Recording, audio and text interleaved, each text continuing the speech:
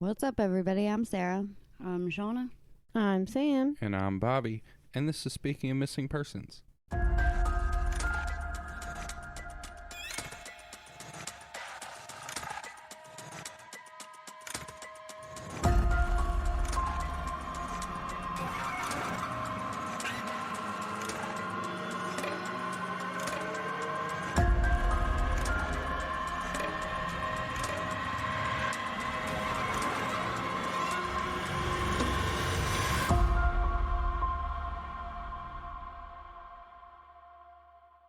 Welcome back, everybody, to another episode of Speaking of Missing Persons, and welcome to the new listeners. Before we get started on today's episode, a little bit of business. We have another show, Speaking of Murders. If you like this, you'll probably like that, so go check it out. We have a Patreon. We're putting out bonus episodes there every other week, so make sure you go check that out. That's linked in the show notes, and while you're in the show notes, our socials are all linked there too, so if you want to see pictures associated with today's episode, you can find the links for that in there, Instagram, Facebook, that stuff. Don't forget to leave us 5 stars wherever you're listening. Leave a comment, whatever. Share us with your family, your friends, coworkers, whoever. And if you have a case that you want to hear on the show, send that to our email, speakingofmissingpersons@gmail.com. So today, Shauna's going to be telling us about a missing person named Brandon Lawson, right? Yes, sir. Yes, sir. Yes, sir. Yes, sir. All right. Well, let's hop right into it. Let's get going. I'm ready to hear about it. Buckle up. It's a wild ride. Oh, one other thing I forgot to mention. I don't know. Some of the listeners who've been with us for a little while heard me talk about YouTube a while ago. We're getting back into that, so those are going up every week. Also on Wednesday, when our normal episode goes up, the same will go up on YouTube. It's just the audio, so you won't actually be able to see us, but if you prefer to listen there, it's there. Brandon Lawson. Yep. Let's hear about it. Wait, Brandon Lawson. Not to be confused with Brandon Swanson. Brandon Swanson. I did get confused. I was like, didn't we already talk about Brandon Lawson? No, we talked about Brandon Swanson. Swanson. Okay. And I told both. I'm telling both. Okay. Well, tell me about Brandon Lawson. I'm ready to hear it. Brandon was a 26-year-old father of 4 living in Coke County, Texas. Okay. Around this time, he had come off of a 6-month, what's the word I'm looking for? Bender? No, he had relapsed after 6 months on meth. So he had used meth recently within this time period. Okay, so he was clean for 6 months? Yes, there we go. You couldn't think of the word clean. Listen, Linda, it's been a long day. Okay, so he was clean for 6 months and had recently used again. Yes. All right. Relapsed. Yes, relapsed. Also, around this time, so he had a warrant out for his arrest and had this warrant for about 2 years. His warrant was for possession with intent to deliver. Okay. So he was selling. Or at least he had enough that they thought he was. That he looked like he was. Which, from what I understand, actually isn't uncommon for people who are heavy users to have enough on them that police think that they're distributing, but they're just using that much. Right. And like I said, this warrant had been active for 2 years prior to the events that are happening. Gotcha. It was also said that he was trying to get it taken care of. So there's that. He had worked over 60 hours this week, within this week that we're talking about, before he had stayed out all night. And then when he returned home on August 8th, 2013, to his home in San Angelo, Texas, that he lived with his girlfriend, who were high school sweethearts of 10 years.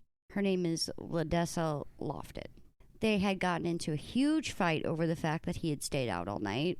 to where she had ultimately accused him of using drugs again. Well, I mean, I think that's valid. Don't blame her. reasonable thing to Right. assume. After this argument, Brandon was just sick of it, and he decided that he was going to storm out of the house. At 11:30 p.m., Brandon had called his dad to tell him that he was on his way to come stay the night with him. This was a 3.5-hour drive in Crowley, Texas. Like to Crowley, Texas, where his dad lived. That's a long way to go just to spend the night with somebody. I mean, if he doesn't have anybody else, though. Oh, but he does. Okay, never mind. I retract that. So we called his dad at 11:30. I don't know if they sat on the phone for a little while because he wouldn't actually leave his house in his silver F-150 until 11:54 p.m. So he's leaving his house at like roughly midnight to make a 3-hour drive. Yeah, you ain't spending the night. You spend in No. the morning. Yeah. While on his way to his dad's house, Ledessa called him and was like, hey, listen, if you don't want to come home, that's fine, but how about you go stay at your brother Kyle's house instead? He's closer, being only 5 miles away. Okay. Yeah, That seems reasonable. Plus he's going on barely any sleep already. Right. Yeah, but I mean, that might not be reasonable if he doesn't have a good relationship, like a good standing relationship with the brother. I wouldn't have thought of that either. Like, if I don't get along with my brother, but I do my dad, I'm going to drive the 3 hours, regardless of if my brother is right next door. I don't know if that's the case or not, but like, because it seems like they have a pretty decent relationship. I think it was more or less he didn't want to bother him, if that makes any sense. I mean, That's how I it guess. came off. I don't know, because if I was pissed off and I was going somewhere at midnight, I would know Samantha was asleep. I would know you were awake, but I would probably still drive to Samantha's just because it's closer. I get that. I'm just saying. Yeah, I mean, I don't know. After this phone call, Brandon turned his truck around, putting him in the direction of his brother's house, but he could have also just been taking the long way around to his dad's. No one really knows on whether or not he was actually listening to Ledessa or not.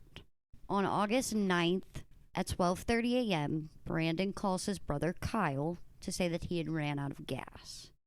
He said his truck was on the side of the highway of U.S. Route 277 in between San Angelo and Bront, Texas.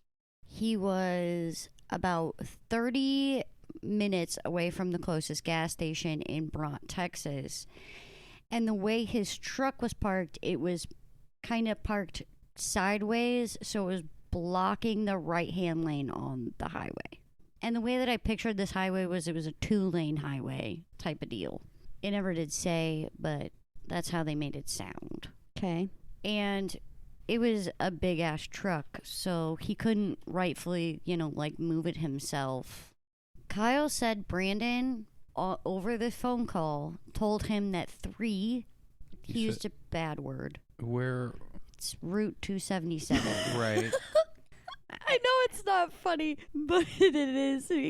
I mean, like, he used, like, a bad word as in describing people, not like he said fuck over the phone or something.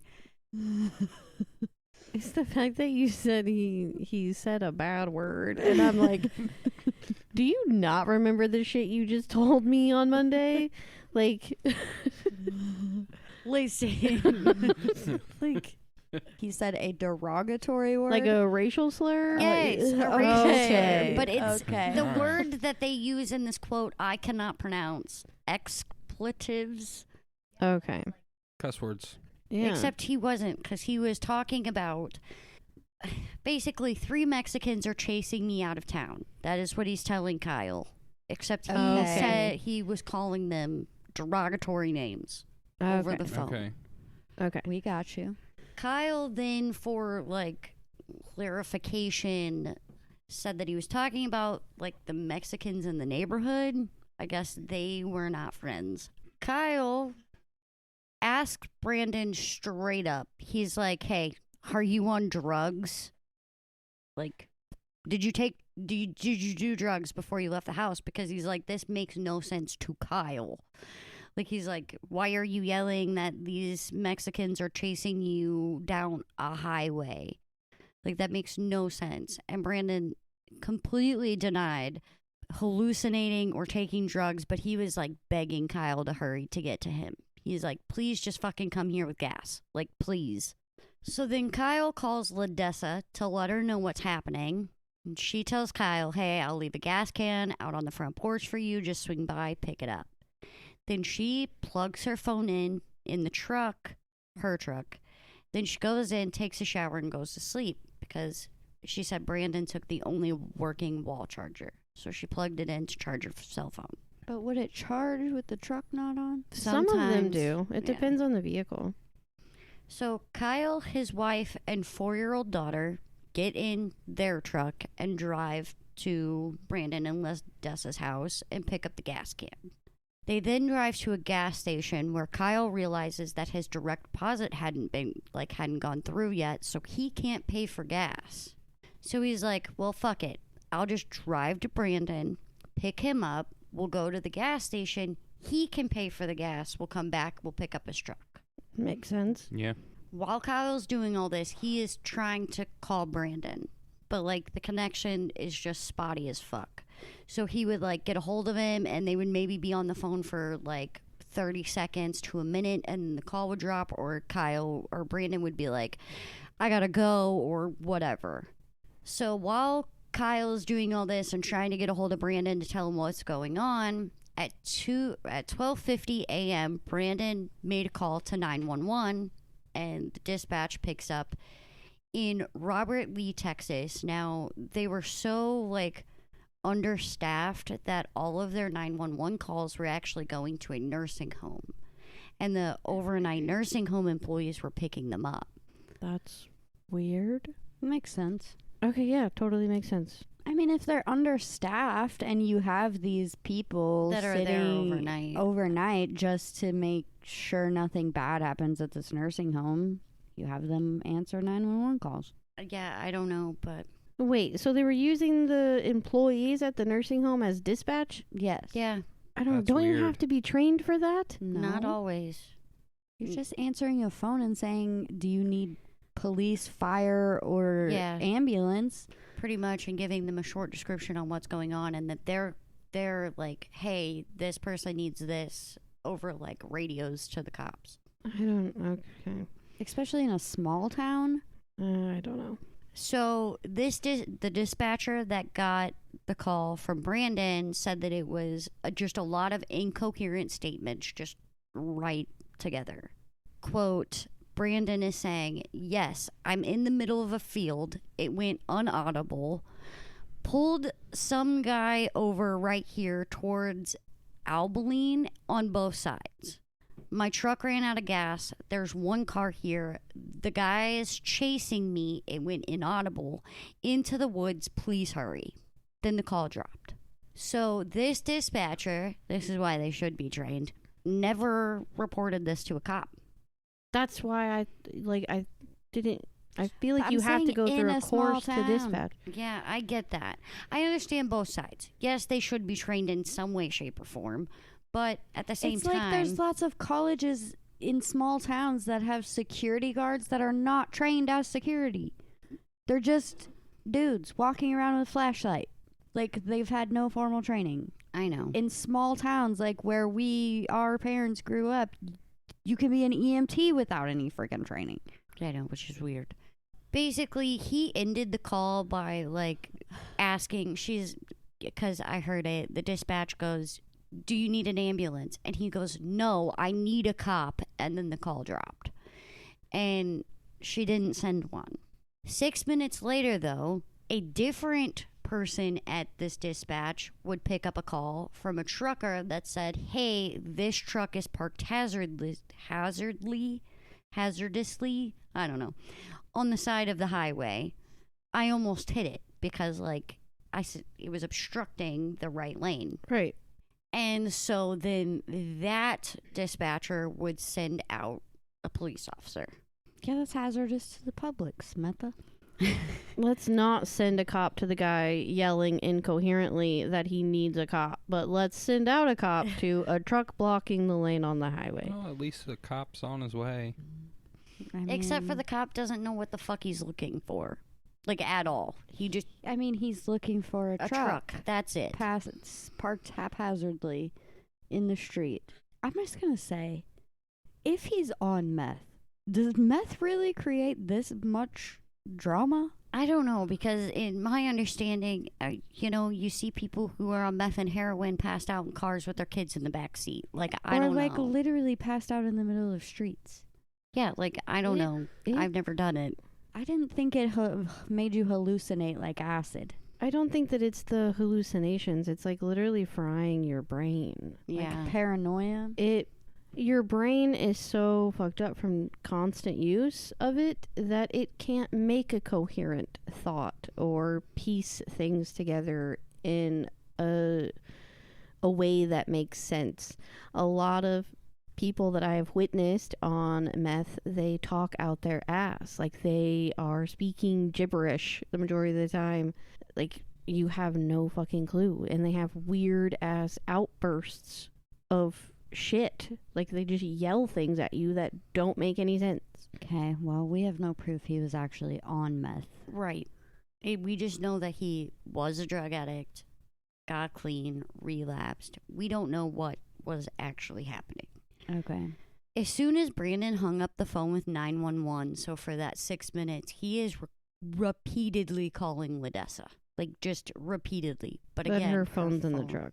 Her phone's in the truck. At the same time, Brandon's calling Ledessa. Kyle is calling Brandon. So no one's calls are going through. Gotcha. Kyle's girlfriend or wife, she was also calling Brandon. Like, so Kyle would call her and then she would call him. So, like, they were, like, back and forth, just trying to get a hold of Brandon.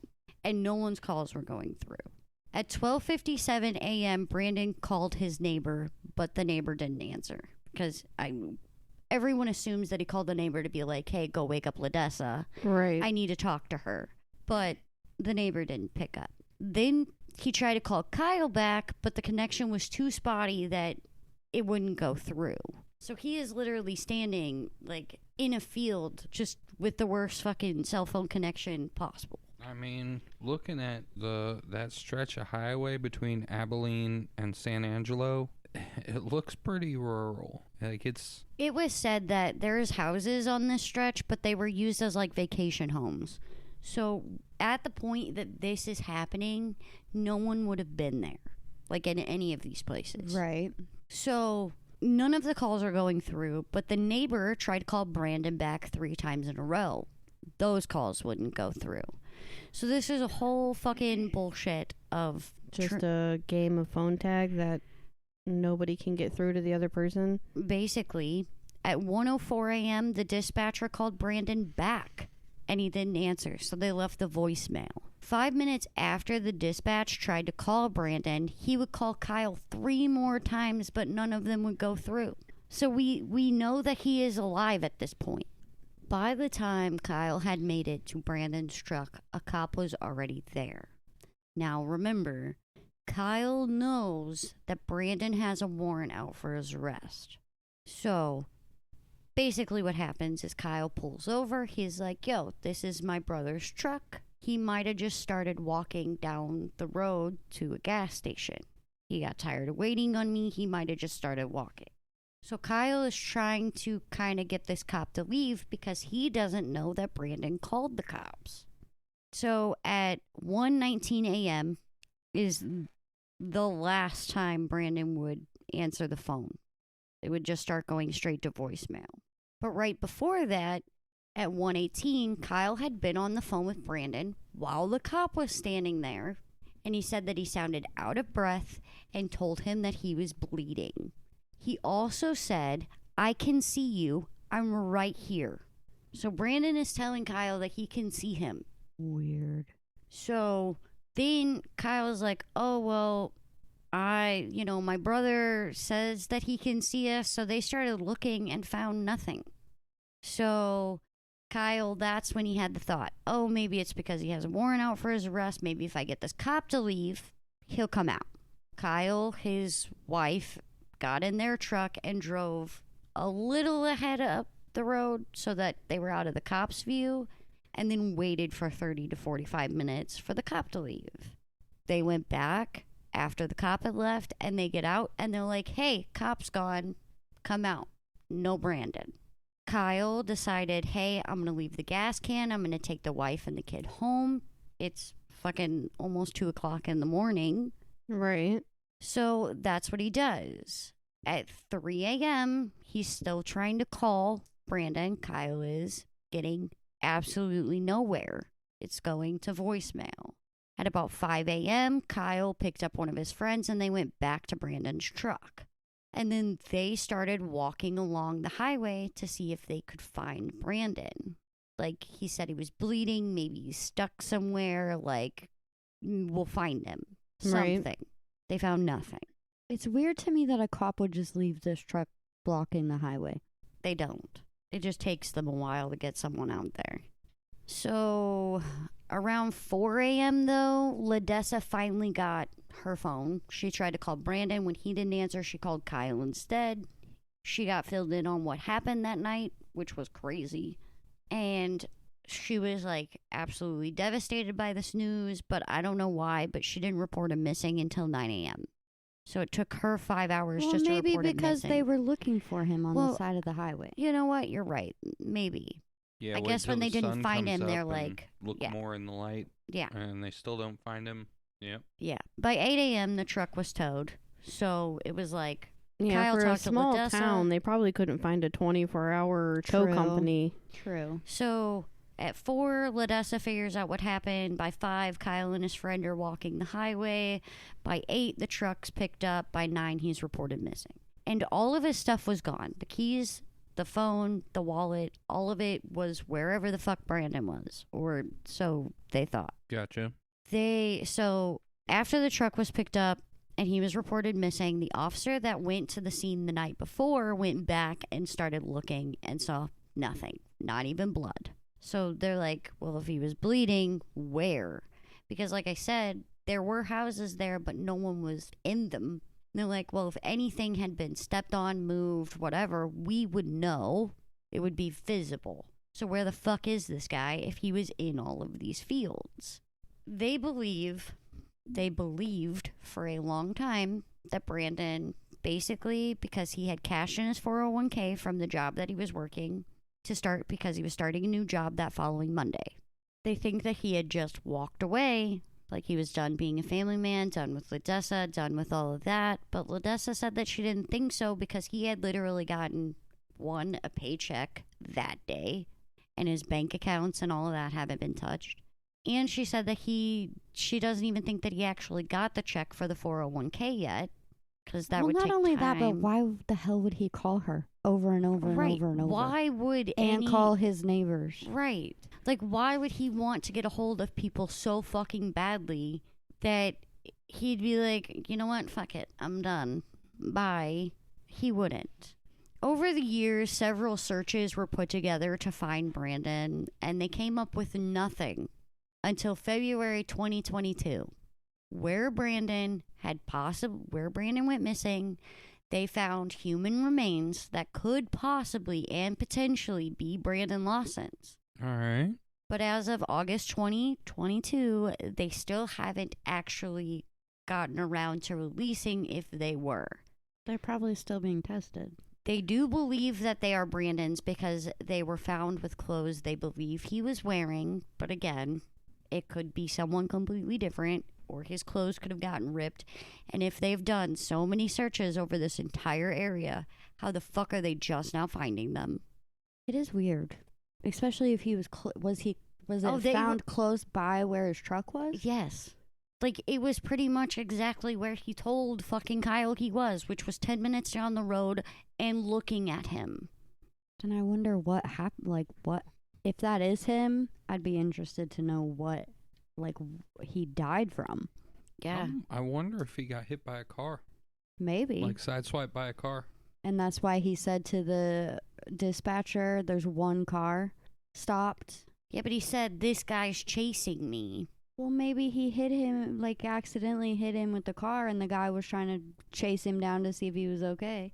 Yeah, and he's Yeah. all drugged out. Drugged out and thinks freaked that they're out after him. and thinks I mean, it's entirely possible. This case really caught my attention because of how active he was during going missing. Like, he it was is very weird, especially if his body wasn't found until 2014 to 2022. It was 2013 to Yeah, so 9 years. 2022. 9 years it later. laid pretty much exactly where he said he was. Yeah. Which is like, how did they not stumble upon him? Like, Yeah, how did they not At all. smell him? 10 minutes away from where the truck was sitting. If that's him, I mean, that's could be someone totally different. right. Yeah. By 2022, the Facebook page for Brandon had hit 26,000 likes. So go check that out. Do your own research on Brandon Lawson. Maybe give them some clues if you have any. Like I said, he was 26 at the time of his disappearance, and literally the only other information I could find on him was that he was 5'9". If you have any information, please call the police department in Texas. Again, it didn't tell me which one. Just, I'm pretty sure it's Bront, Texas Police Department at 325-453-2717. All right. Wow. Yeah, I'm super curious how it took him 9 years to. Yeah. But I I guess mean, we'll, and you know what? We really need to wait and see if that is him or not. yeah, because if that's not him, then, I mean, that opens a whole nother can of something. Whole Right. Other issue. But my thought was it's possible that he was being chased by somebody. They did murder him, but they dumped him later. They could have. Yeah. It's possible. In the same spot. Yeah. All right. Well, if you enjoyed today's episode, let us know. Send something to our email. Leave a comment. Leave us 5 stars. Don't forget to hit the follow button so you don't miss any episodes in the future. And don't forget to subscribe to the Patreon. It's linked in the show notes. Get those bonus episodes. Anyone have any final thoughts? Nope. No. We'll see y'all next week. Bye. Bye. Bye, bye, bye, bye. Bye.